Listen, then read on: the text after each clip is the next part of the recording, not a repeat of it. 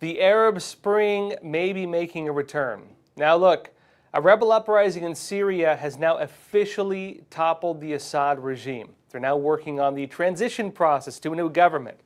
President-elect Donald Trump is now issuing a warning to the United States to not intervene. And Trump is saying this is not America's conflict. Biden is suggesting otherwise. In fact, we're already getting pulled to it a little bit.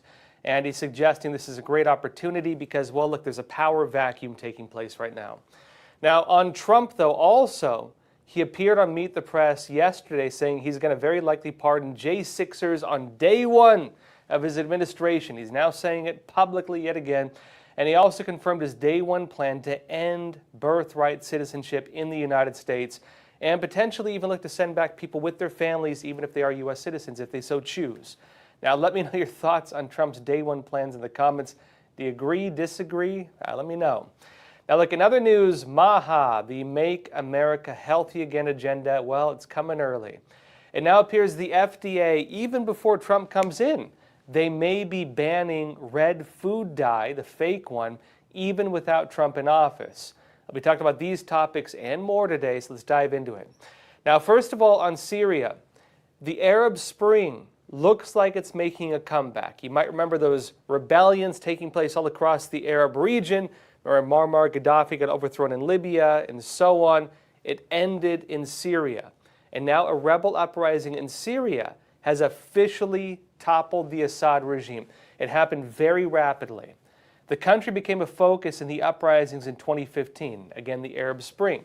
People were overthrowing dictators all across the region.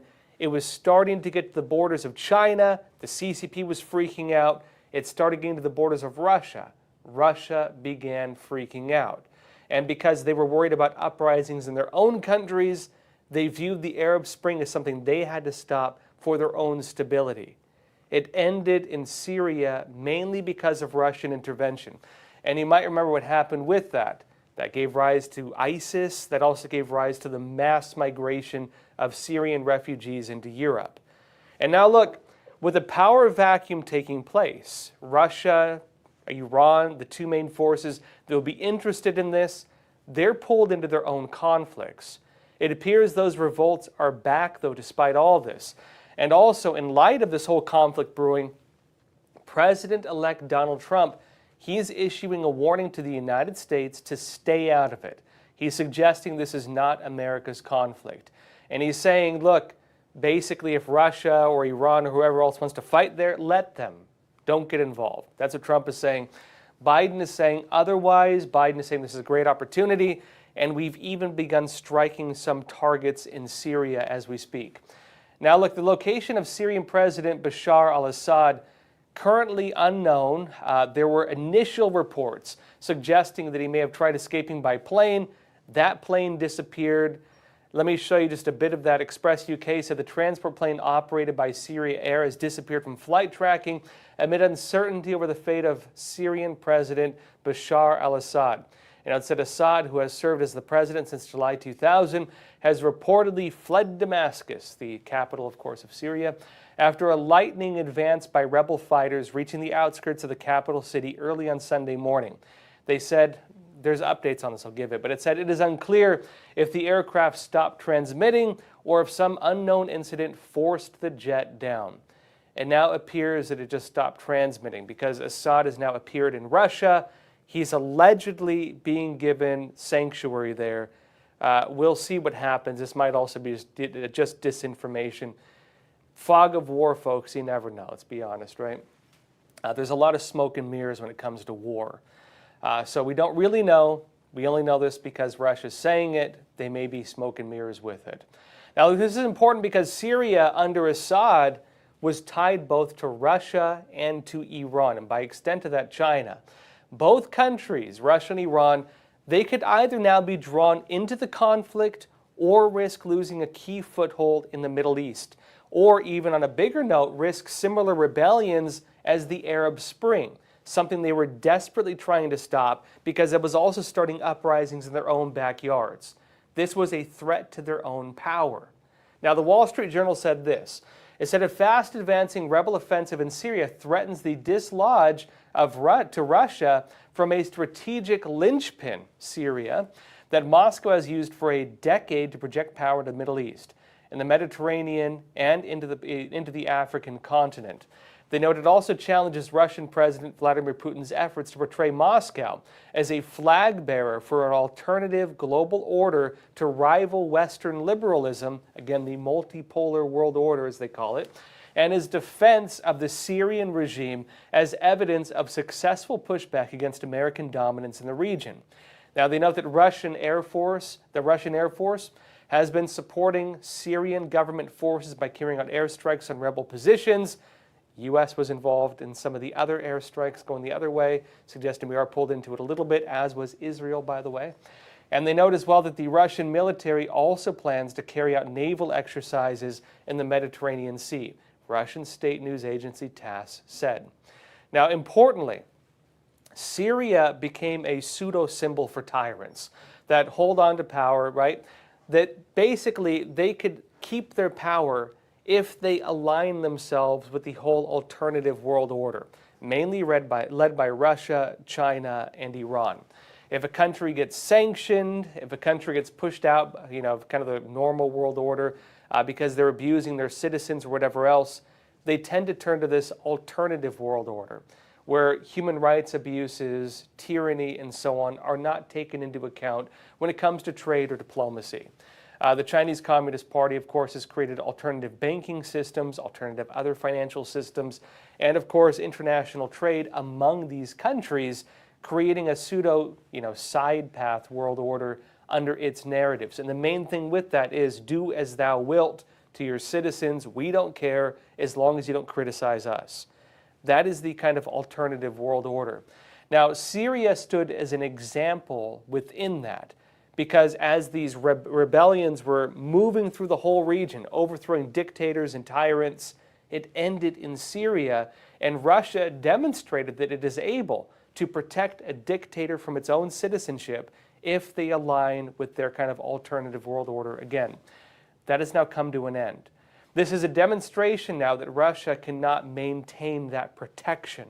And for countries that have been relying on that protection, this is a shot over the bow. Now, Russia maintains a key military base in Syria. There were reports that Russian troops were even taking fire. Other reports showed that rebels were striking Iranian targets.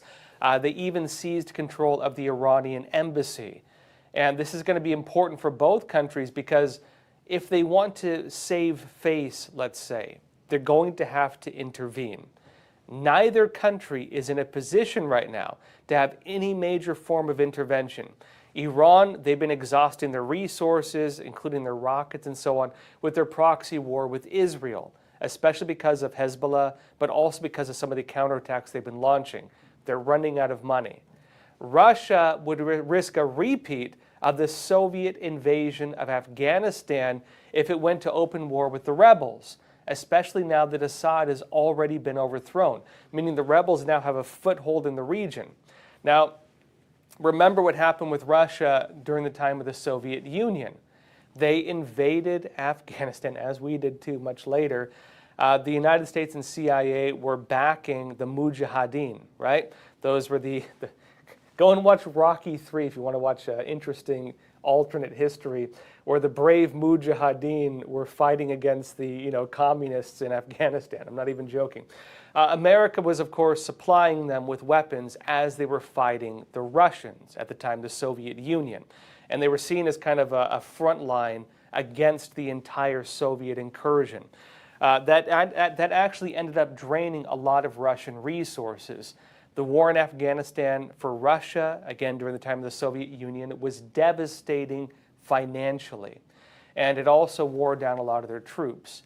You could argue right now that Ukraine has become the new Afghanistan of the current Russia.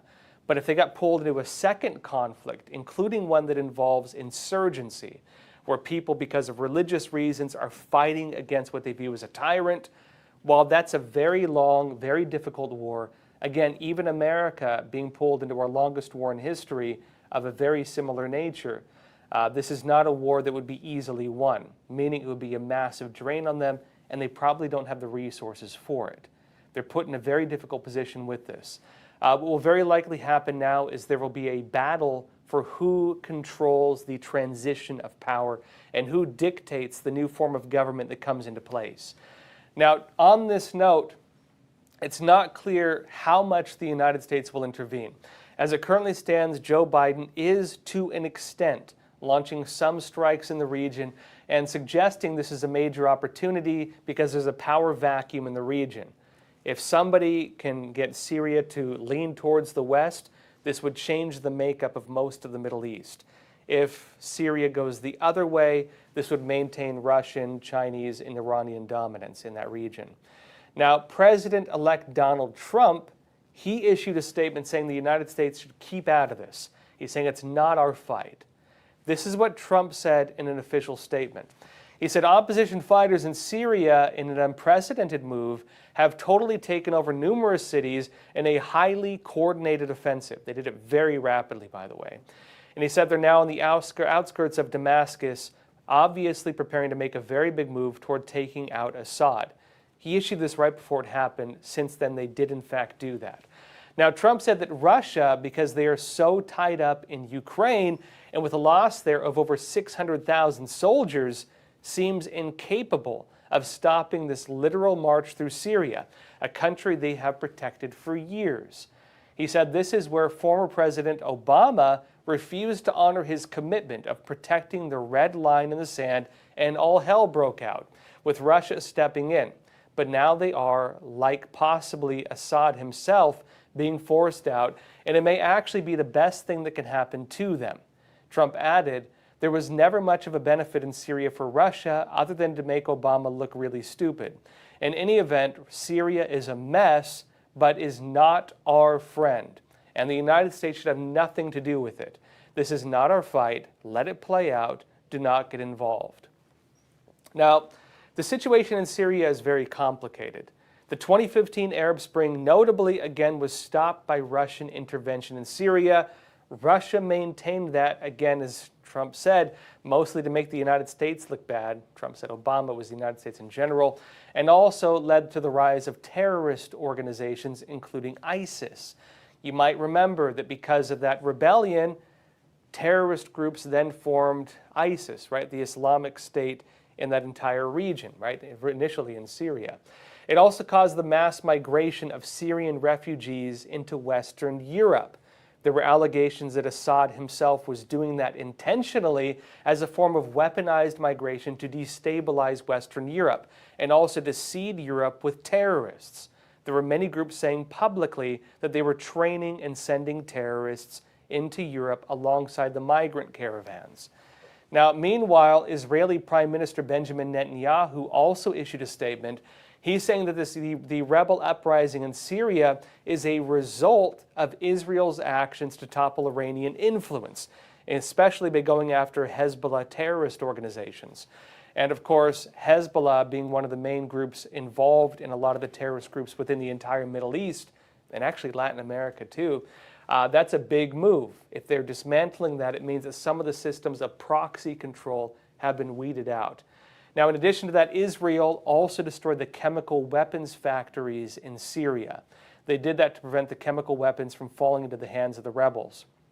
As Trump has stated, again, the rebels, we don't really know which way they're going to go.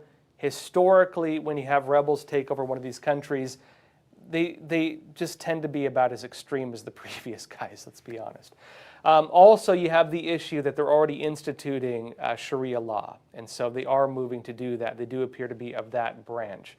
Now, look, in other news, though, Trump is again confirming his plans to pardon people arrested over the January 6 protests and riots.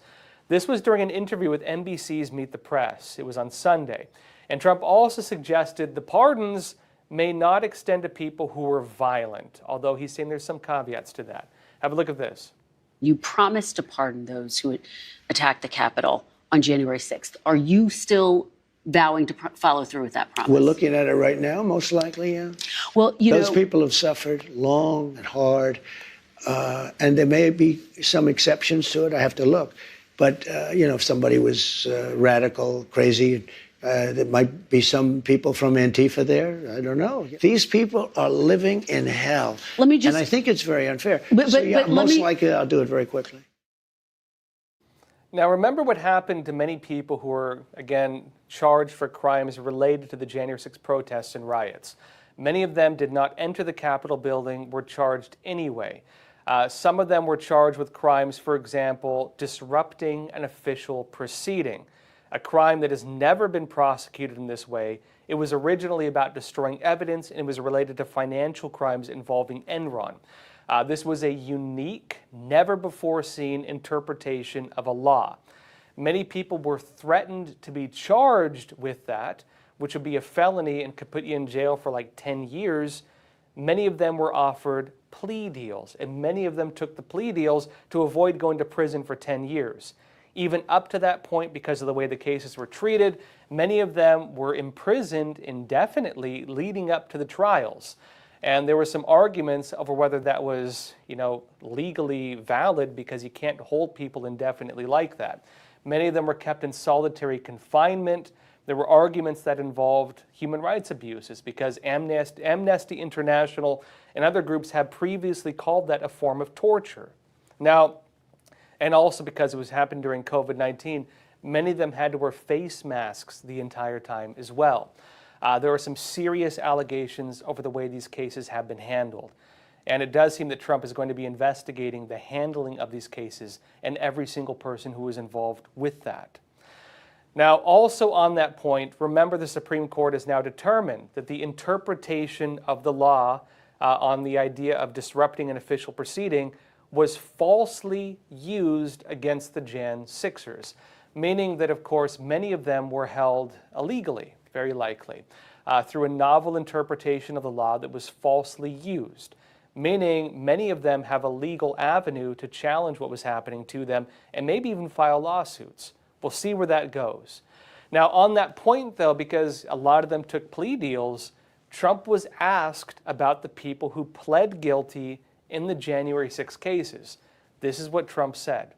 169 of them have pleaded guilty to assaulting police officers. Because they had no choice. 900 pleaded guilty to other crimes. They're also going to be eligible for a pardon from you? Listen, it's a very tough system. Do you know almost nobody? I saw people that didn't even go into the building and they were convicted.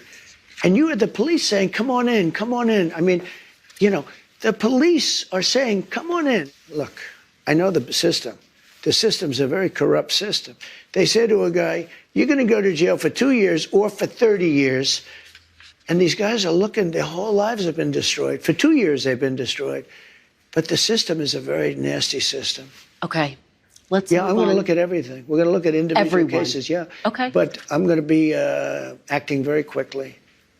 Within your first 100 days, first day? First day. First day. Yeah, I'm looking first day. Issue these pardons. These people have been there, how long is it, 3 or 4 years? Okay. Now, Trump is also suggesting that members of the January 6 House Select Committee, that they should also face potential charges, notably for deleting testimony. And this is important because you might remember what happened with the January 6 committee. It was not technically bipartisan in the normal manner. The individuals on the Republican side who were set forth by the Republicans to be part of it, they were rejected by the Jan 6 committee. They refused to allow them in. Instead, the Democrats selected 2 Republicans who had previously voted to impeach Trump. And using individuals who had a pre-established bias against Trump, formed a committee that did not represent the full interests of the Republican Party. There were some arguments over the legalities of the very way it was formed. Then what did they do? Well, they began bringing in people to testify. Some of those people have since been shown to have lied under oath. It was also demonstrated that some of the evidence in videos they showed had been selectively edited, including, for example, removing audio from videos that would have made it look like people were innocent, but by removing the audio, make them look guilty. They also edited out parts of videos that were shown to the public and shown to the press that, again, the full context would have shown that nothing happened, but they edited the videos in such a way to make it look incriminating. They were altering and doctoring evidence. Not only that, but after the investigations, they then deleted evidence, which may have also been a crime. Again, there was even evidence also of people possibly lying under oath. And so there are many avenues of possible legal repercussions against all the people who were involved with that. Not only that, but they then created what was like, a Hollywood-level documentary / video detailing their findings, released to the public. In fact, even hired someone involved in Hollywood to do it, which also made it look a lot more like propaganda than an actual legal investigation. That will very likely be a point of investigation, as Donald Trump is now saying. Now, look, meanwhile, in that same interview on Meet the Press, Trump also reiterated his plans to protect the border and go after illegal immigration immediately after he comes into office. Watch. We're going to do something with the border, and very strong, very powerful. That'll be our first signal, and a first signal to America that we're not playing games. We have people coming in by the millions, as you know, and a lot of people shouldn't be here. Most of them shouldn't be here. Now, essentially what Trump is saying is we're done playing these games. When it comes to border security, this is basically how it's happened. People openly violate American law. They come in here, they expect benefits, they take advantage of the system, they have kids here, the kids become citizens, and they said, how dare you try to deport me because look at what I have here. How dare you try to deport me because although I violated your law, I built a life here, I have kids who are now citizens, and so on. Trump is now suggesting that America needs to have laws. If you're going to have a country, you need to have laws. And yes, enforcing the laws oftentimes means you take one person away and put him in jail. If you put a man in jail, there's a good chance he has a family. And yes, you're going to take that father away from the kids or that husband away from the wife. That's the way law enforcement works. But if you have crimes that are allowed to be violated, how can you have rule of law? That's the big issue. The problem we have with mass illegal immigration, it's been allowed to take place for so long without any repercussions that the violations of it have become rampant. And if nothing is done to correct the rampant violation of American law, Trump is arguing that we're not going to have a country anymore. Now, he also confirmed his plans on this note to end birthright citizenship. Which is where a person can become a U.S. citizen just by being born in the United States, even if their parents are illegal immigrants. Have a look. You've promised to end birthright citizenship on day one. Is that still your plan? Yeah, absolutely.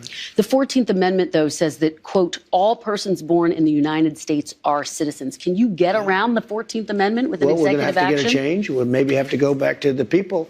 But we have to end it. We're the only country that has it. Through an executive action? We're the only country that has it. Do you know, if somebody sets a foot, just a foot, 1 foot, you don't need two, on our land, congratulations, you are now a citizen of the United States of America. Yes, we're going to end that because it's ridiculous. Through executive action? Well, if we can, through executive action. I was going to do it through executive action, but then we had to fix COVID first, to be honest with you. We have to end it.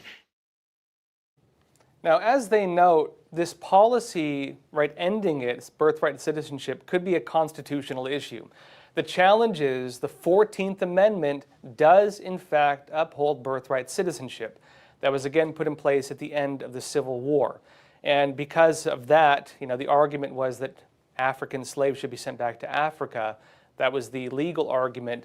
The Constitution protected them from that, said, no, they are U.S. citizens because they've been born here. The idea of birthright citizenship, again, is a big issue because it's ingrained in the Constitution. Now, Trump is suggesting that you could change it through interpretation because there are some challenges to this. The original court case having to do with the modern interpretation of birthright citizenship took place not long after the Civil War. It was a Chinese individual. His parents were illegal immigrants, or immigrants, you could argue. He was, of course, born in San Francisco, and because of that, argued that he was an American citizen. That went to court. The court determined he was born here, he built a life here, he's an American citizen. Now, the challenge we have now is that mass illegal immigration has created a new type of problem for the United States. At the time, way back in like the late 1800s, early 1900s, the situation was very different. We weren't really dealing with mass illegal immigration, let alone a broad welfare system that would give people an incentive to come here and not, again, not be productive members of society. That was the big argument, right? We'll see what happens now because Trump is going to argue that America is being invaded. And through that, of course, make a declaration on that to use the military to possibly deport people. This could bring up new constitutional arguments that could bring about new constitutional interpretations, meaning there may be some exceptions to the idea of how broad birthright citizenship is. Now look, also, one of the big talking points in this whole legal immigration issue is the mixed status of families. When asked about what he would do to families where maybe both parents are here illegally, but the children are citizens because they were born here, again, you even have hotels where women can go to and just give birth and, hey, your kid's is now a U.S. citizen and you can get benefits from that. Or if a woman is pregnant, she legally crosses the border, gives birth in an American hospital, and then, again, doesn't have to pay any hospital fees because of that. Goes back to Mexico, the kid's an American citizen, and they just gave birth without having to pay any hospital bills. A lot of them do that. Trump was asked about this. This is what he said.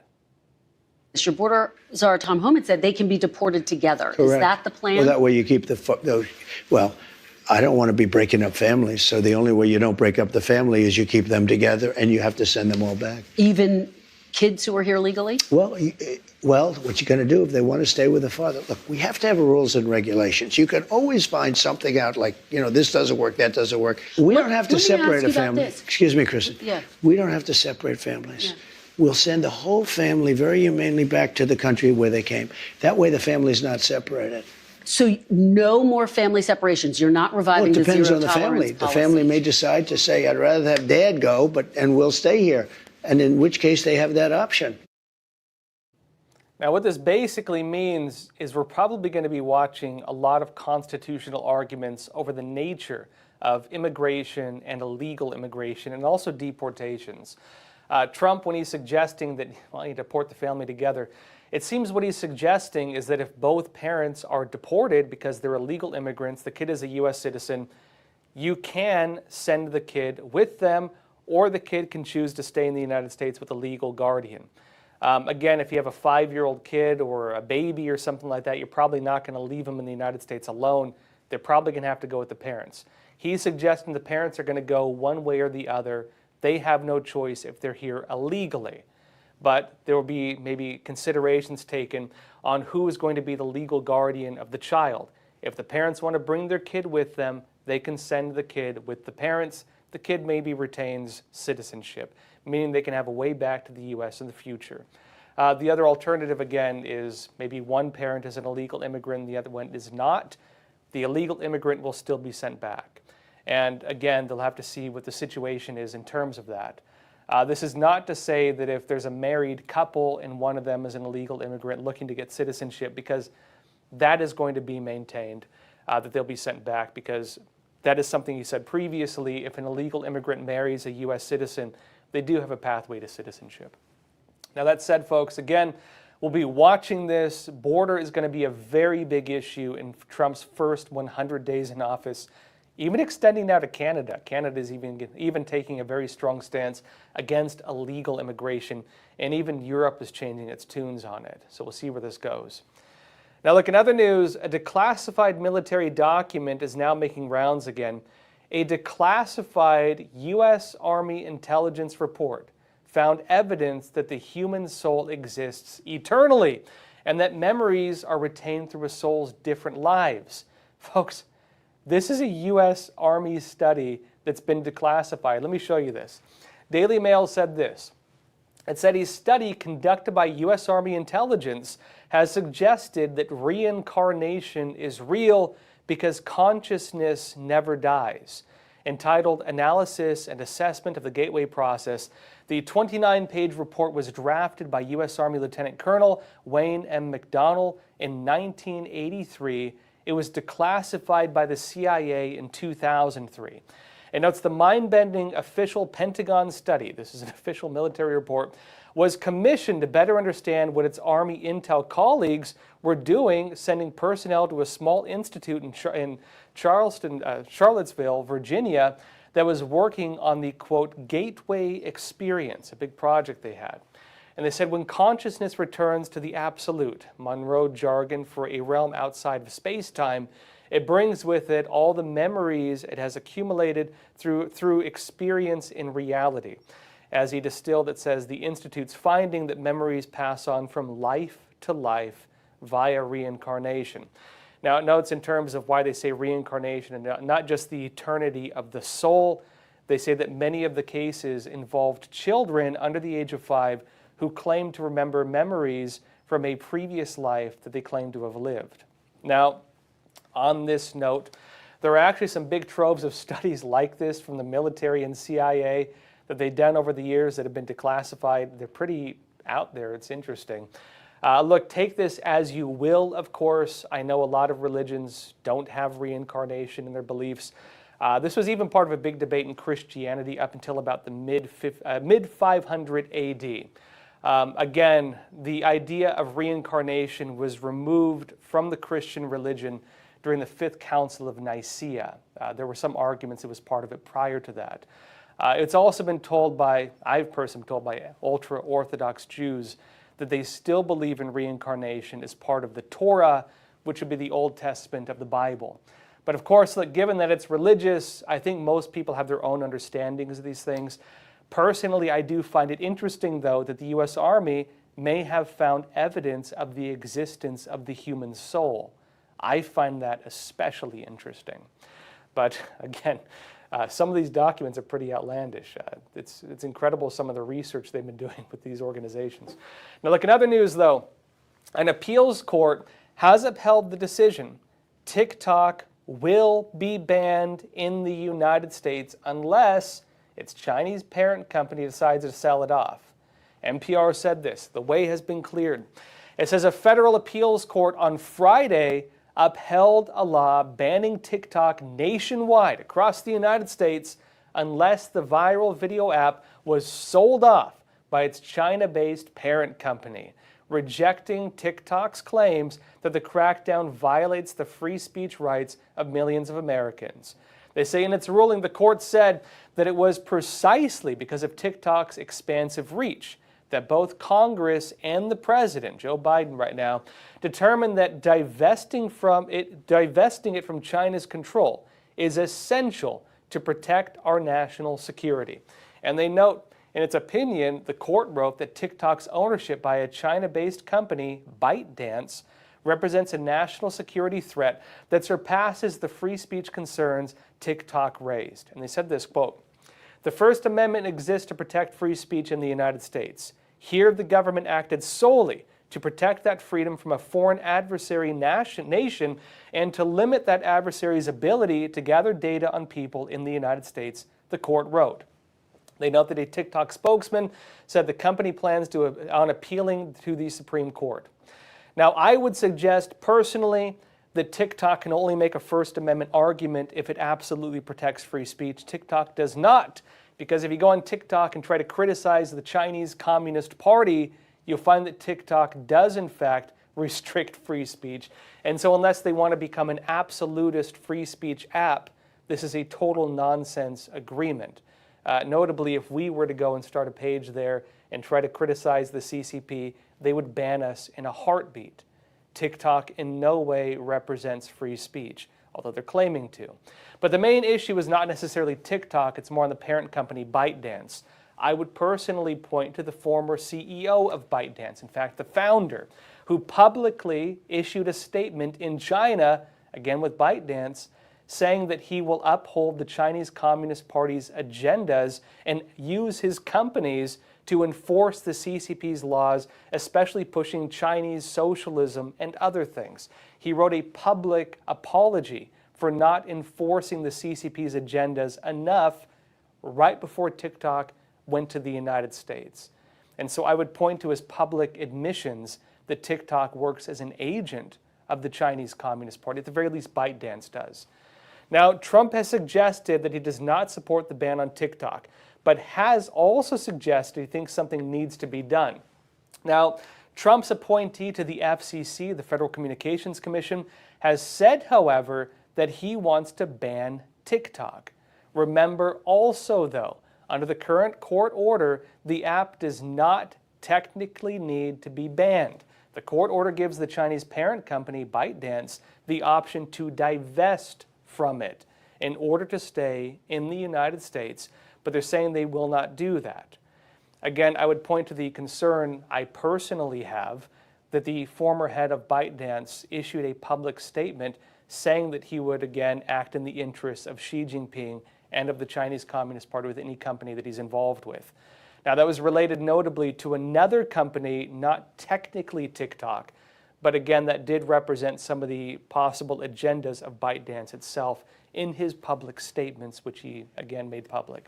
Now, in other news, folks, MAHA, the Make America Healthy Again agenda, it's coming early, before Trump even comes into office, in fact.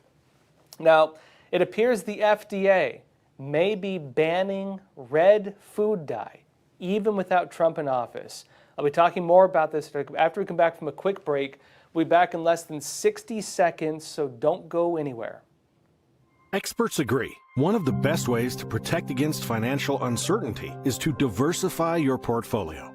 Learn how physical gold and silver can secure your retirement funds from today's economic challenges. With a gold IRA from American Hartford Gold, you can safeguard your wealth with no penalties or taxes when you transfer your current qualifying retirement accounts. Call now and our precious metals specialists will send you a free information kit, no cost or obligation. American Hartford Gold, a trusted industry leader with an A+ from the Better Business Bureau, has a 5-star rating from thousands of happy clients. Whether you are getting physical precious metals in a gold IRA or delivered to your doorstep, we offer only the highest quality gold and silver. For your peace of mind, we also offer a no-fee buyback commitment, a low price guarantee, along with free shipping and free insurance. So don't wait. Call the number on your screen today and secure your financial future.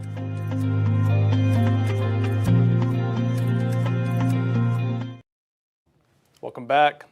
MAHA, the Make America Healthy Again agenda, may be coming early. Now, Trump right now is saying he wants to again bring this into the United States. RFK Jr. has picked for HHS, has laid out a plan to ban harmful chemicals used in food products. Among the ones he has named are all the chemical colorings we use, the artificial ones, and now it appears the FDA may be banning at least one of these, even without Trump in office. The Guardian said this. They say a red food dye that is ubiquitous in American drinks, snacks, candies, and cereals may finally be banned by the federal government after years of concern that it has adverse health impacts, particularly upon children. They note the Federal Food and Drug Administration, the FDA, has said that it could soon act to crack down upon the additive known as Red 3, derived from petroleum and used to provide a cherry red coloring to an array of foods. They note that while the FDA said that this food dye, like other such approved additives, is safe to consume if done correctly, Red 3 has been found to be a carcinogen, meaning it causes cancer in animals and has been banned for use in cosmetics since 1990. You can't put it in cosmetics, but you can eat it, right? They know that public health groups have also linked it to behavioral problems in children. Now they say pressure is now building upon the FDA to ban the food dye, along with others that are routinely provided warning labels or are banned in the European Union, yet allowed freely in the United States. They say last year, notably, California banned 4 food dyes, including Red 3. Now, Robert F. Kennedy Jr., Donald Trump's pick to be the next health secretary during his second presidency, has linked such food dyes to cancer and has been critical of the FDA for allowing certain substances in foods.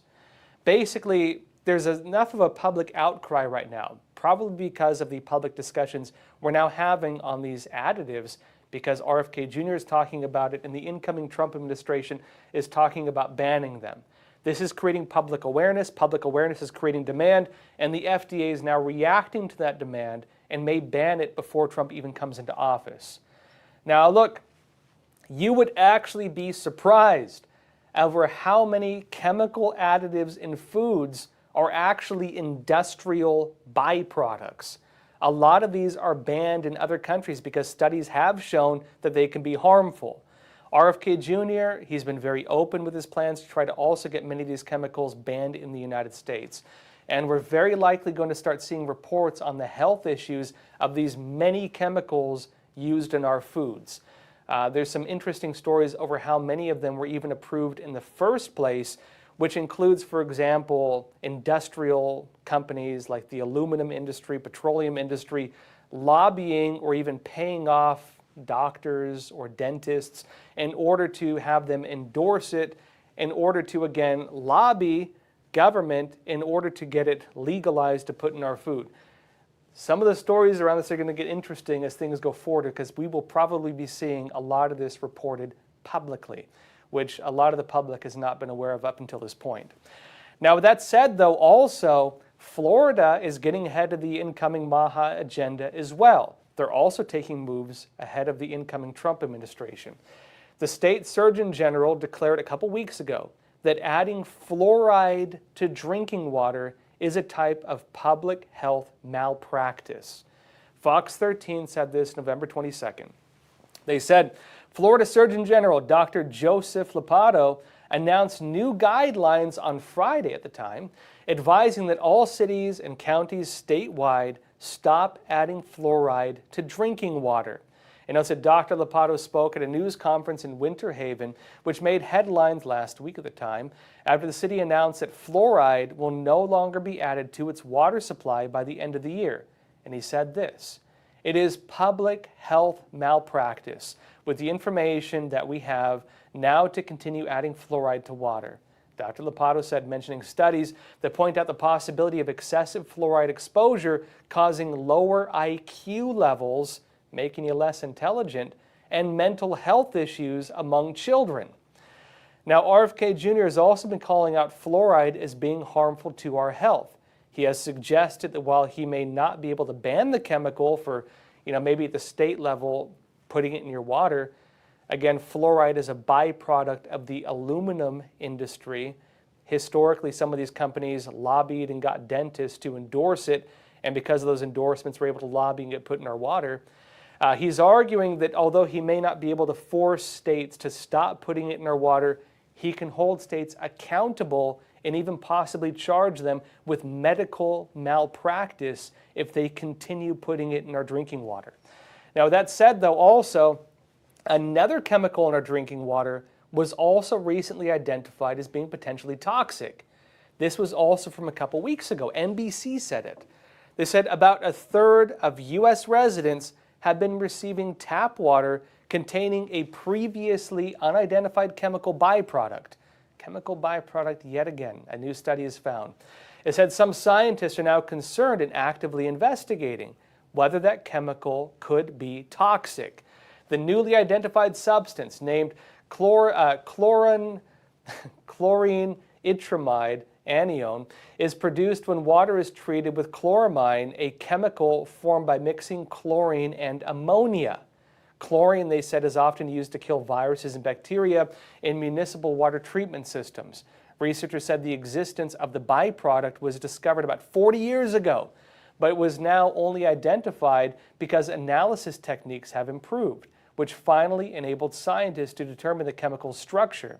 They say increasingly chloramine has been favored over chlorine because the latter also produces byproducts, some of which are associated with bladder cancer and are regulated by the EPA. You can't legally put it in some cases because it's regulated, so they found a side way to do it using another one. Meaning again that it's possible we've been consuming chemicals that are toxic to us without our knowledge for a very long time. Folks, hit the like button, leave a comment, and let's jump into some questions. Let's see here. Gary Long, you're saying, I don't really understand why there's so much adversity to Trump's agenda or those that he has identified to be part of his cabinet when the majority of Americans voted for him and knew what his agenda consisted of. When will the country come together? Yeah, well, Trump was also asked because he has been alleging there's voter fraud and so on, and some people argue, well, he barely won the popular vote. There's some issues with that because it seems interesting that you keep counting votes for a month after the election and then suddenly that goes away, right? Trump's statement to that was basically the recent elections were too big to rig. He's suggesting there was fraud, but he believes that he won by such a large margin that even that could not make up for it. He believes that maybe he has more support than is even being shown publicly. It is very likely that he will be investigating that as well once he comes to office, especially because him and others are still facing lawsuits over allegations of election fraud. If they're going to fight back against that, they'll need to use the bodies of government to investigate whether fraud actually took place, and that will clear the air. On a personal note, I would say investigations like that probably will be necessary, at the very least, in order to restore public confidence in our election system. A lot of Americans have questions over the legitimacy of the integrity of our elections. And if Americans don't believe in that, well, you can't have an election system that actually functions. There will need to be investigations in order to, again, restore public confidence, which is the backbone of our system of government. On the point of Trump's policies, it is true, this is the real irony. If you look at the policies that Joe Biden began adopting and the Democrats overall began adopting toward the end of the elections, a lot of it was Trump's policies. What was the narrative? Were the Democrats talking about, for example, facilitating mass illegal immigration, or working with the United Nations through the Global Compact for Migration to bring people in from other countries, by the millions and send them all across the United States? They weren't talking about what they were actually doing. The narrative they had was we're also securing the border. The narrative they had was the border's never been more secure. The narrative they had was we're lowering taxes, we're creating jobs. That was their narrative. A lot of people were arguing that the Democrats began adopting Trump's policies, suggesting that Trump's policies are maybe not as unpopular as we've been told they are, given the fact that, again, even the Democrats were adopting many of them. Now, many people, when they talk, the real platform, politically at least, among the Democrats is more just not liking Trump. A lot of people were not voting on policy, they were voting on person. Some people would say, well, I can't stand Trump and I hate him as an individual, right? Not me, but I'm saying people were saying that. And they were voting more based on that. The election was more of a popularity contest than it was about actual policy, because the policies, at least the ones that the media was talking about, not the deeper ones, the surface policies were basically all the same. People weren't talking about policy. They were talking about person. And, when many people, you ask them, well, what do you hate about Trump, or what do you not like about him? They'll have a million things to say about him, but you say, which policies do you disapprove of? Other than maybe deporting people or something, they don't really have anything solid. They might say, well, he's a misogynist and racist, but you ask them about actual policy, usually they get stumped. They're like, well, I don't know. I don't actually look at his policies.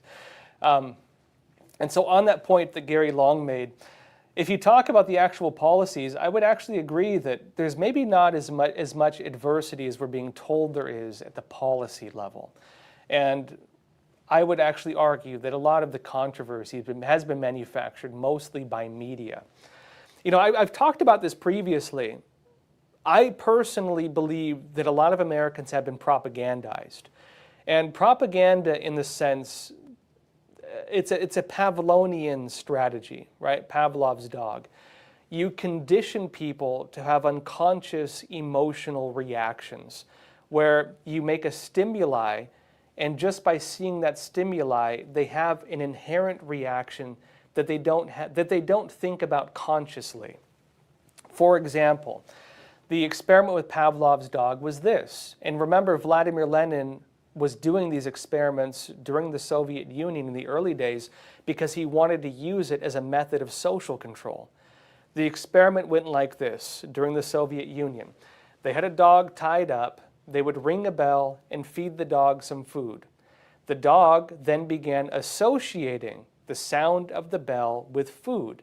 And so the dog, at the sound of a bell, would begin having an unconscious physical reaction. The dog would salivate, meaning the stimuli of the bell had become a symbol for the dog of food, and the dog would have an unconscious reaction to the bell. The argument for social brainwashing, if you want to brainwash a populace, which is what Vladimir Lenin did with this, that was why he did those experiments, is this. If you, for example, create a stimuli, a person, for example, and every time you show them this person, you feed them all these hateful forms of rhetoric, racism, bigotry, Nazi, fascist, misogynist, and you keep feeding them what are oftentimes false stories. Even as the false stories get disproven, people say, well, that was a lie, that was a lie, that was a lie, that was a lie, that was a lie. The media misrepresents a lot of stories. They falsely frame narratives, and they create a lot of fake stories, right? They launch fake investigations. Trump Russia, for example. They file fake cases. They get overturned. What happens to the public, though, is they become conditioned on a deeper level. And so, even though the stories get proven to be false, people have been conditioned to have an emotional reaction. And they begin associating all those negative emotional reactions with the stimuli, in this case, manufactured around an individual. This isn't just Trump. This is the way that normal propaganda works. This is the purpose of propaganda, folks, right? To use false information or a stimuli to create an unconscious emotional reaction or to have a political response to it. This is just classic propaganda, right? And so what happens is this. People may not actually know why they feel a certain way. Well, why do you really hate him? What do you really hate? Well, I don't know. It's just how I feel. It's just how I feel, right? Which is what a lot of people say. They don't know why they feel that way.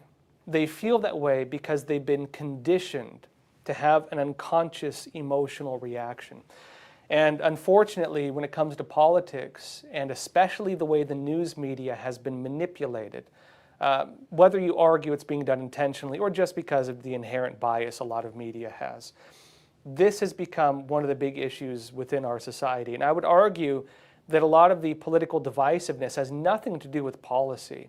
I'd argue that most of it has to do with unconscious emotional reactions because people have been conditioned to have those reactions. At least that's the way I see it, right, when I look at these things. VW Birdhead, you're saying the U.S. Army should spend their time studying the CCP, studying history and CCP warfare. I agree.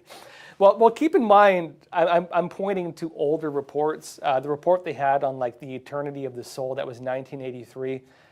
They had some kind of weird experiments back then. If you read some of the declassified documents, the big problem they had was there was this, I don't know if they still do it by any means, but the Soviets and within the United States, they had kind of an arms race around like psychic level stuff. And they were doing like remote viewing. There's all these CIA documents on it. It's pretty far out stuff, but they were actually competing on that type of stuff, kind of like metaphysical realm type stuff.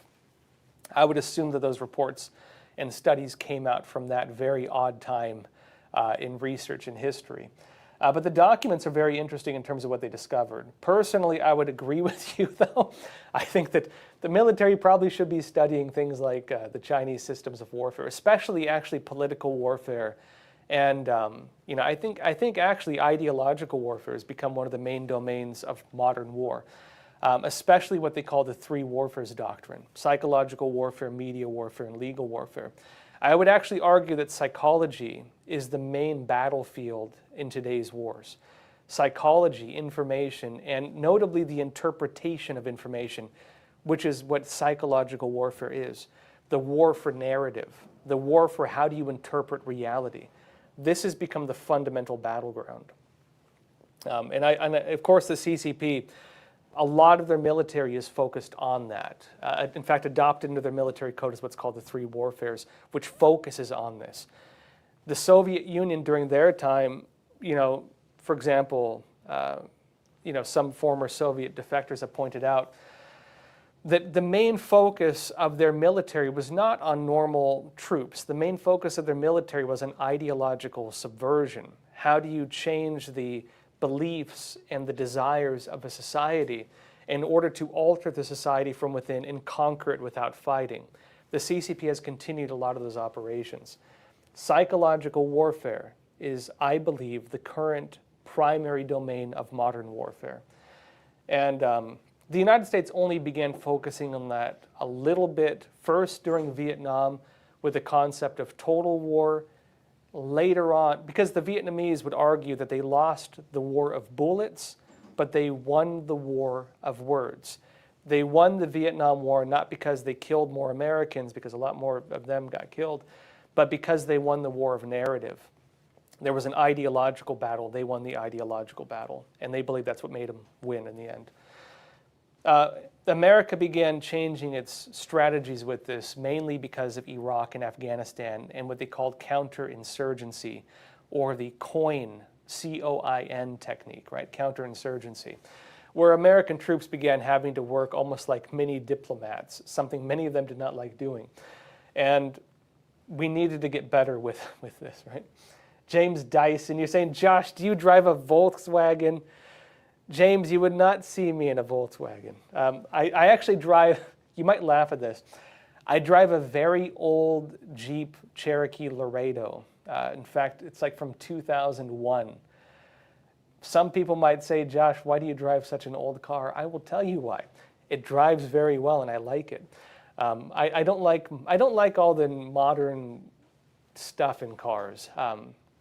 Jeep Cherokee Laredo was one of the best engines, I believe, that you will find that Jeep made. The one I have, even though it's an old car, it's basically a new engine, and so it runs very well. I don't mind driving an old car, personally. Let's see, next question. Tim Glasser, you're saying, if the countries around Syria want what's best for Syria to be not a terrorist state, they will step up. We've been involved in the whole region way too much. Yeah, actually, watching what's happening in Syria right now, this is going to be a big concern. The big problem you have when there's a group of people who overthrow a dictator in the modern world is that most countries will not just stand by and allow the vacuum to be filled by whoever wants it. A lot of countries, and look, this is not just like Chinese unconventional warfare. This goes back to like old European warfare. Machiavellianism, for example. You can read Machiavelli's book, The Prince, which I find to be very evil. But Machiavelli's book, The Prince, lays out ways of waging unconventional war. Ways, for example, of using mafias to subvert a country. Ways of manufacturing puppet states. Ways of creating situations so that a government may look independent, but they're being secretly puppeteered by another government, right? There's a lot of strategies for this, which do go back very far in European history. Many people talk about these as being like Sun Tzu in The Art of War, which would be the Chinese interpretation of it, but the West has it as well. The Western equivalent of Sun Tzu would be Machiavelli, right? Now, given this, Syria has a lot of importance regionally. As we were discussing, it allows Russia to project power within the Middle East. It creates kind of a dual system of support for Iran, and it also allows Russia and China to project power into Africa. America and other countries have some countries like that. We have military bases all over the region, but not really stable allies per se. A lot of the countries kind of stay in the middle at best. Like Saudi Arabia, for example, is kind of in the middle, right? They don't really take a hard side. UAE, they're in the middle. They don't take a hard side.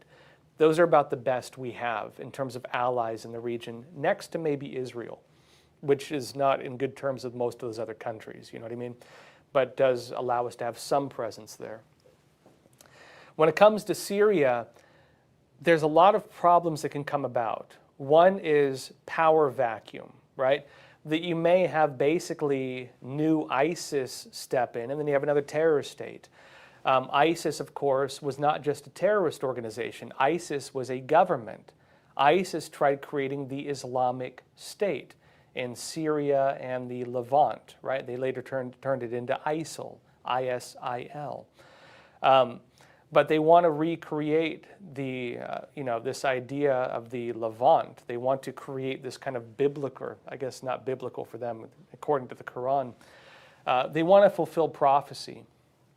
And so according to prophecy, they would control a certain part of that region, and this would lead to like the final wars and so on like that. That's part of the belief of some of these individuals. And so Syria has deep religious significance. There are many terrorist organizations that want it because of the deep religious significance. And especially the very radical individuals want it for that reason. If you were to allow a group of regular good-hearted people to come in there, they'll probably get killed because the very not good people will want to kill them to fulfill those prophecies.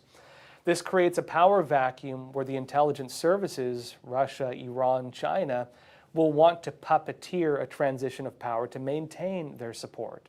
And so if the United States, Israel, for example, which is very close there, and Israel, which has agreements with Syria to maintain some form of semblance of peace, it's very important for them that the country does not fall into the hands of terrorists. The power vacuum now created in Syria is going to be very important. I would argue we're going to see one of two scenarios, or maybe one of three scenarios. Scenario one, you're going to be watching Russia and Iran going to war with the rebels, right? Maybe the U.S. will have a repeat of us supporting the Mujahideen, but instead of the Mujahideen, we're supporting like Syrian rebels. That's a total possibility. It may happen yet again, meaning Russia and Iran will be pulled into possibly a long war with an insurgency. Scenario one. Scenario two is the idea that a terrorist group's going to take over. We'll see a repeat of ISIS, right? The Islamic State in Syria. Scenario three is we'll see a proxy war take place on maybe the subversion level, and there'll be kind of a spy battle to see which country can puppeteer Syria. That's scenario three. In reality, I'll say we'll very likely see a combination of all three of those. It's going to be a mess, which is why I believe Trump is saying stay out of it, let them deal with the mess, right? But there's a lot of people will say you can't just let it go on its own because there are nefarious groups that will take advantage of that situation for their own benefit if you don't intervene. And I do believe they are going to intervene because of the seriousness and strategic importance, at the very least on the subversion level. Let's see, Science Chick 72. You're saying converting this to pharma-based medicine model in early 1900 is one of the worst things to happen in the U.S. Yeah, I believe, one sec.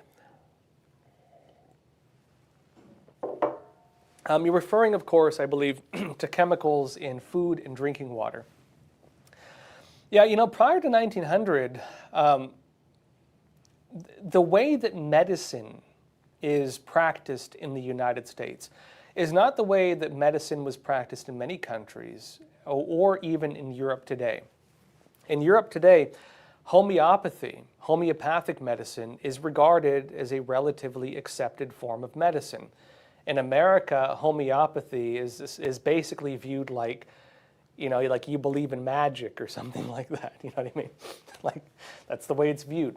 I can say personally, I grew up in a family where alternative medicine was very normal.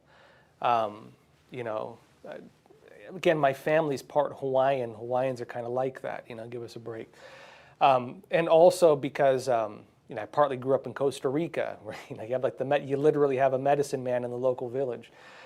Herbal medicine, really more traditional medicine. I've studied a lot of Chinese medicine. You'd be amazed how well it works, to be honest. And I think the idea of very hard scientific medical interpretations with very long-term approval processes, very tight regulation. It restricts a lot of what I would say are functional medicines from being available. One of my in-laws in France is actually a cancer researcher. And back 18 years ago, when my wife and I were visiting France, he told me that they had what was a functional cure to cancer, but he said it'll probably never see the light of day because of all the red tape. You know what I mean? Take it for what you will, but there are organizations that have things like this. Given, of course, there are risks to it. Remember, during Trump's first term in office, what did he do?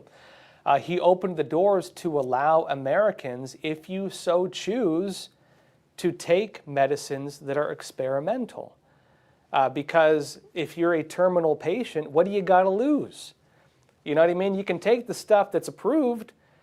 What percentage of prescription drugs later get revoked because they're later shown to be harmful? It's a lot of them. I don't want to say the exact percent because I'd get it wrong, but a large percent of drugs on the market later become illegal because it's demonstrated that they have harmful side effects or other things that we didn't account for. And so, the approval process within medicine does create a lot of problems. There's a big issue with it. And I think people have become very rigid in the way that they think about medicine. They become very rigid with it. And they have a really strong, I would call it blind belief in the medicines we have because of the approval processes and so on, which are deeply flawed, I would say. And in the chat, Crash Bandit is saying it's about 30% end up getting repealed. That was the number I was thinking too, but I didn't want to say it because I wasn't quite sure. I have heard reports it's around 30% of them do get repealed eventually. And if you look at the amount of side effects they have and the problems that come up from it, there's some big issues with it. I know that if you study Chinese medicine, they talk more about the balance within the human body. And if you understand Chinese medicine, the idea of indefinitely medicating someone is a way of counteracting an imbalance by creating another imbalance, and then you maintain that imbalance. You're gonna kill the person through that, and just frankly look at the way medicine is done and the forever drugs you have to take and the problems that come about from it. Look at the amount of drugs that get repealed because of that. I find it deeply problematic. Personally, I've used homeopathic medicine. I've found it to be very effective, even though some people don't believe in it. In Europe, it's more normal. My wife is French, right? It's more normal for them. I've used Chinese medicine. It works very well. Even though people criticize it, it works very well. My wife is very into herbal medicines as well. There's some fantastic books on this if anybody wants it. There's a Native American guy who's done 2 books. His last name is Wood, which I find very funny because he's like an herbal medicine guy. I can't remember the names of the books, I apologize. But there's some very interesting writings about traditional medicine. And you know me, I like to read a lot of old books. I've also read a lot of old medical books, actually, including a lot of very old Chinese medicine books. My father-in-law is a physician. He was trained in France, actually. And he was actually one of a few handful of medical doctors in Cambodia prior to the takeover of the Khmer Rouge. Again, he was trained in France, went to medical school in France, returned to Cambodia. He was the physician to the king of Cambodia prior to the Khmer Rouge and their overthrowing of the regime. And he said something really interesting to me.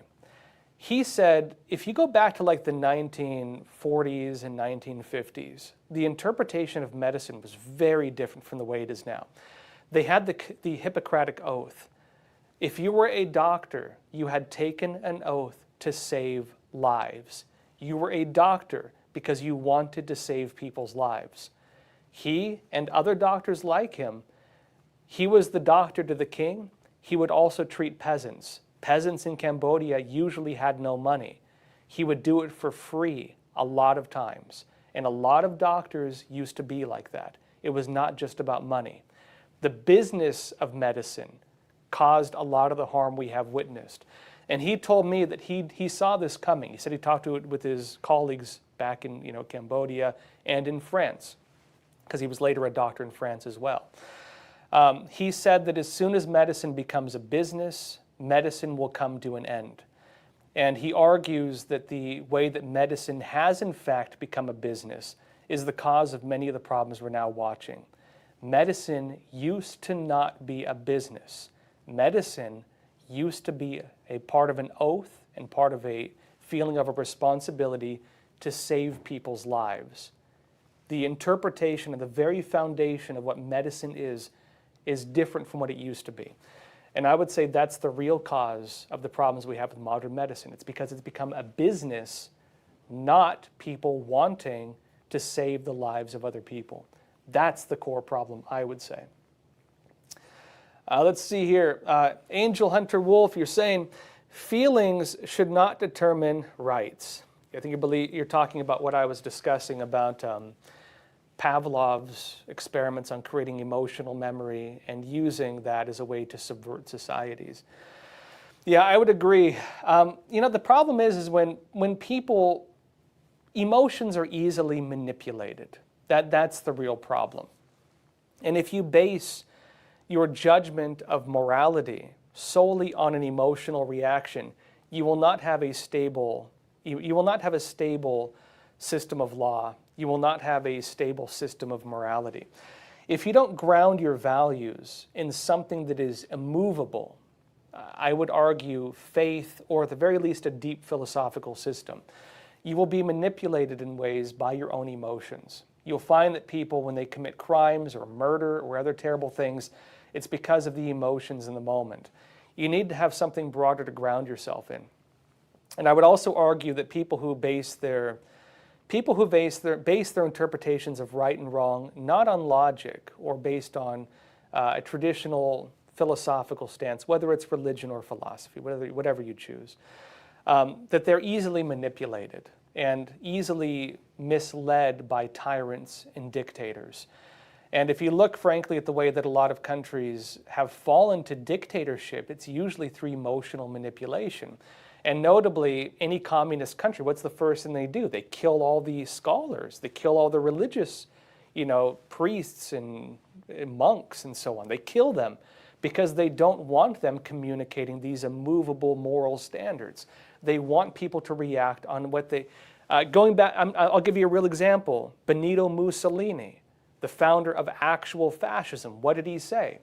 He said he wanted people to react from their reptilian brain. He wanted people to react emotionally, not logically, because emotional people are easily manipulated. A logical person is not. And so I think it's actually very dangerous when people don't have something deeper in the way they weigh what's right and wrong. If they don't have something deeper than their own emotions. Emotions change by the minute. And a person who acts purely on emotion may be very nice to you one moment and try to kill you the next. You know what I mean? That's the nature of a person like that. Emotions are not stable, right? Not saying that it's not part of human life as well. Don't get me wrong, you should be nice to people. But you need to have a deeper philosophy to stabilize yourself than that, or you will be manipulated. And there are people who actively try to manipulate people like that. Folks, that said, thank you so much as always for being here. Join me tomorrow, 10:30 a.m. Eastern Time. I'll be out at a good weekend also. As always, please don't forget to share this episode. Help us get the word out. Also, please like this video. It helps us quite a bit. And as always, please take care of yourselves. Stay informed and stay free. Thank you.